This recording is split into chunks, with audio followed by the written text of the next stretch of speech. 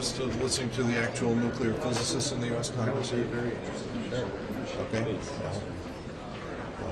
Gets that? Yeah. So I'm Congressman Bill Foster. I'm a PhD physicist. I worked for 25 years at Fermi National Accelerator Lab, designing giant particle accelerators. I know this technology pretty well. I was very disappointed that we learned very little about the high inventory of high enriched uranium, 60% enriched uranium, and its whereabouts, and what that meant for the breakout time to Iran's first nuclear device. There is, I think, frankly, very over-optimistic portrayal of what was and was not accomplished by this mission, because we do not have understanding and control of where all of that material is. I remind everyone that the 60% enriched material, while not weapons grade, is weapons usable. The Hiroshima device used a mixture of 50% and higher enriched uranium, and worked pretty well. And it is well known by thousands of physicists around the world. The physics of a simple gun-type device, almost all of the components there require no special nuclear materials. The conversion of the 60% enriched materials, first to green salt and then to metal, casting it into parts, is all documented on the Wikipedia pages of Little Boy. If you look up that article, you will see, unfortunately, just how straightforward it is to make such a device. And I was disappointed that we did not see that the goal of this mission from the start was to secure or destroy that material. That's where they're hiding the ball, and that's where we have to keep our eyes on. The president says it's all beneath all this rubble. Would you expect to see radiation levels or something like that if this had been damaged or destroyed? Not necessarily. For technical reasons that I can't talk about. But if you have to understand that this inventory, we're talking about 20 or 30 scuba tanks full of material, where any 2 or so of those scuba tanks provide enough material for a first nuclear weapon. That is what we're trying to understand, where the location is and the disposition of it in a situation where the intelligence may or may not be complete. When the president says it's very difficult to move that stuff, do you buy that, or do you think that those are the type of tanks that could have been moved out? To the extent that he was listening to competent technical people when he made that statement, he must have been referring to things like centrifuges and other infrastructure. The UF-6, as conventionally transported, is in cylinders that you can see exactly what they look like on the web and are not hard to transport through a number of means. They're safe to transport? Yes. If there's not certainty that uranium was destroyed, are you worried that there will be additional strikes in order to complete the mission? If we can somehow guarantee that we have secured or destroyed that material, the world will be a safer place. If that is not what has in fact been accomplished here, we are not safer. In that case, in terms of a first Iranian nuclear device. In that case, would you support additional strikes to get rid of it? I'm not going to talk policy here. I'm talking about what's known from the physics involved and what the capabilities are, given the inventories of different kinds of uranium. What about the centrifuges and other infrastructure in Fordo and these other facilities? Is it credible that that was destroyed, or did very we just credible. not? No, very credible that those capabilities have been degraded substantially, and I believe that.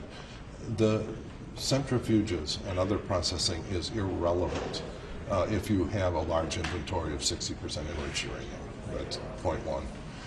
You can make a higher performance nuclear weapon with 90% enriched uranium, but that doesn't have to be the game that Iran's involved in.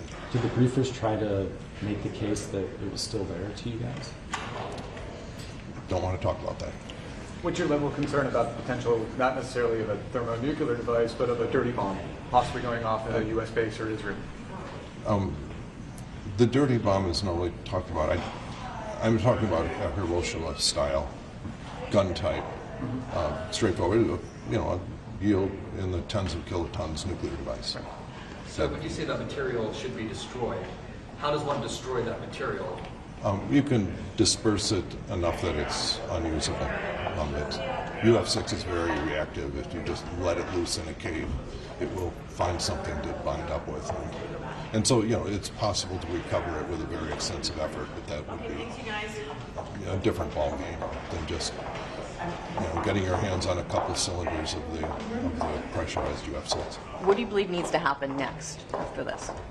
I think that we have to understand the leverage that the Iranians and the free world have, and to engage in serious negotiations with the Iranians about putting a permanent lid on their nuclear program, starting with getting IEA surveillance on their entire inventory of 60% enriched uranium.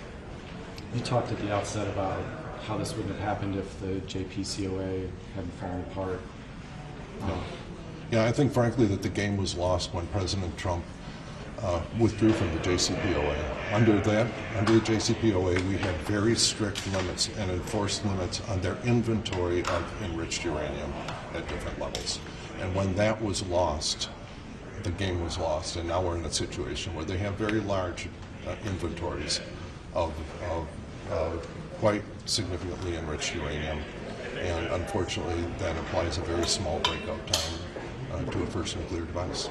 Under the JCPOA, and I spent many hours in the SCIF looking at different breakout scenarios. The fundamental representation there was that there was a 1-year breakout time. If the Iranians kicked the inspectors out with the equipment that they were allowed to have, it would still take them a year. Okay, and now we're in a situation where it's days. All right, it was days prior to the strike, but they nonetheless have already used that equipment to make a very large inventory of 60% enriched uranium, and that's the situation we're in. So if the uranium was not destroyed, they still have that capability to break out a bomb in a few days? In a very brief period of time. What's your level of concern about that? Enormous. What's a very short level of time? It depends on how much work they've already done. If you look at what was done to build the Hiroshima, the little boy bomb, almost all of it could be done in a small artillery shop. And there are a lot of that kind of capability all around Iran. And you don't need bomb physicists at this point, you need engineers. You need machinists, you need technicians. The physics is known.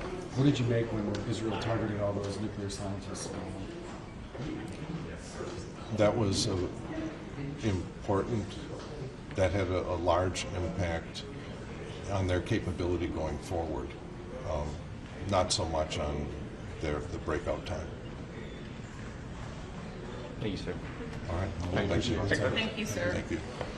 Let's see, if you need to contact my press, it's grace.bouton@mail.house.gov. Congressman Bill Foster, the PhD physicist. We could tell by the time. It's kind of embarrassing. Where's Lieutenant?